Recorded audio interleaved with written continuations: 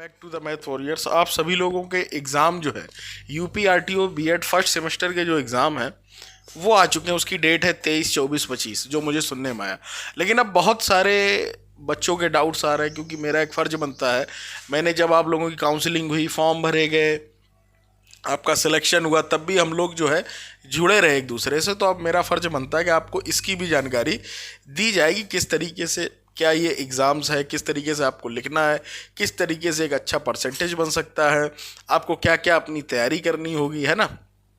अगर आप एग्ज़ाम छोड़ देते हैं तो क्या होगा, बैक पेपर कैसे दिए, सारी बातें इस वीडियो में होने वाली।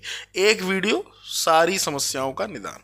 आपने ट्रांसफ़र कराया कहीं से, आपका जो है वाइवा कहाँ होगा, कई सारी समस्याएं बच्चों के मन में आती है क्योंकि कॉलेजेस जो है सारे डाउट्स नहीं क्लियर करते। ग्रुप्स ज़रूर बने होते हैं, जैसे कि मेरा कानपुर है, एच.एन. मिश्रा मेरा विद्यालय है और मेरे थर्ड सेमेस्टर के भी एग्ज़ाम चल रहे हैं और 22 तारीख को मेरा भी एग्ज़ाम है। और उम्मीद करता हूँ अगर एच.एन. मिश्रा में कोई पढ़ रहे होंगे आप लोग 50-55 लोग, तो वो सभी लोग मुझसे वाइवा में शायद मुलाकात होगी। जो मेरे पास अपडेट आ रही है फर्स्ट और थर्ड सेमेस्टर के एक ही दिन होंगे वाइवा, ठीक है। तो वहाँ पर तो हम लोग मिलेंगे ही, लेकिन यहाँ पर इस तरीके से मिलते हैं, समझते हैं चीज़ों को। पहले तो मैं आपको पेपर दिखाता हूँ कुछ, ये सेकंड सेमेस्टर का। फर्स्ट सेमेस्टर के कई सारे बच्चों ने मुझसे पेपर मांगे कि सर पेपर प्रोवाइड करा दीजिए, मेरे पास नहीं थे तो उसके लिए सॉरी, मैंने इकट्ठे नहीं किए यार, नहीं मिल पाए। लेकिन उसका कोई काम नहीं है, आप सिंपल सी बात समझें।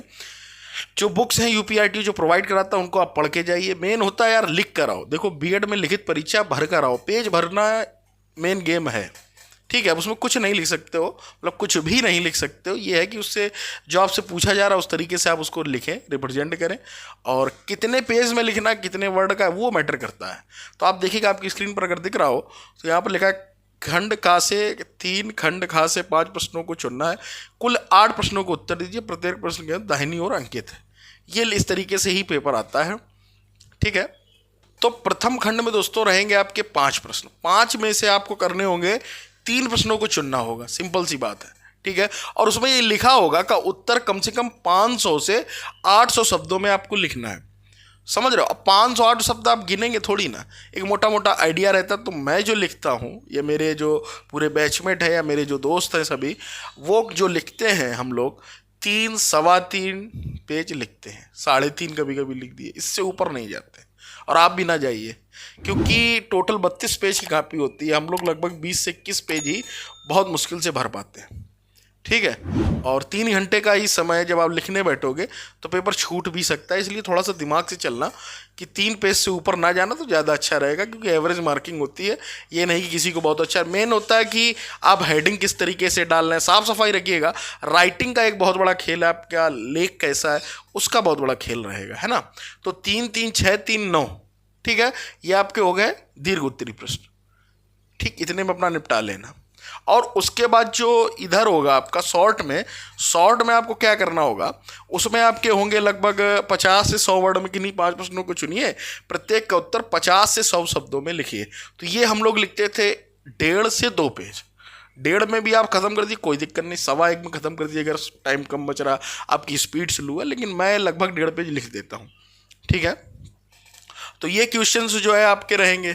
तो इसमें आपको कितने करने होंगे, 5 क्वेश्चन करने होंगे, ठीक है। उम्मीद करता हूँ इस बात को आप समझ गए कि कितने क्या आपको लिखने हैं।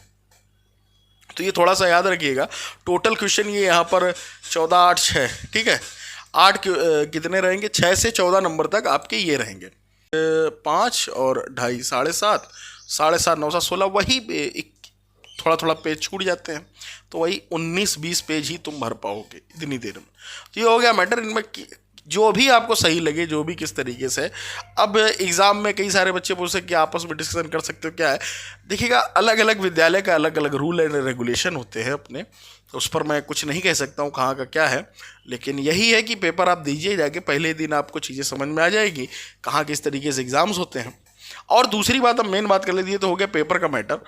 अब समझिएगा कि अगर आप मान लेते छोड़ देते हैं एग्ज़ाम्स, ठीक है, तो आप एग्ज़ाम अगर छोड़ देते तो कोई इशू नहीं है, आपका जो अगली बार होगा। लेकिन एक दिक्कत दोस्तों ये हो जाती है, जैसे फर्स्ट सेमेस्टर का आप एग्ज़ाम छोड़ते हैं तो ये थर्ड में होगा, मतलब इवन आउट का कॉम्बिनेशन रहता है।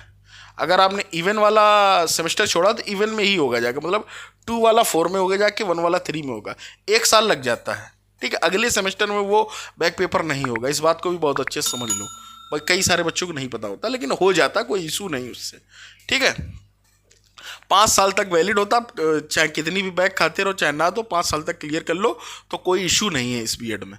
ठीक है, तो ये सारी चीज़ें, और जो ट्रांसफ़र करा के आए होंगे कई सारे जगह से ट्रांसफ़र्स हो जाते, मैंने आपसे कहा था, आप चाहें कई कई सारे लड़कियां हैं अभी इलाहाबाद से करा के उन्होंने कानपुर एग्ज़ाम देंगी, तो ऐसा भी होता है, तो उसमें कोई इशू वाली बात नहीं कि आपके एग्ज़ाम में कोई इशू आने वाला है। ठीक है, आप आराम से दे सकते हैं, वाइवा भी दे सकते हैं। तो ये सारी चीज़ें रहती हैं आप लोगों की। तो उम्मीद करता हूँ बातों को सब समझ रहे हैं और चीज़ों को भी समझ रहे हैं। सारे डाउट्स मैंने क्लियर कर दिए।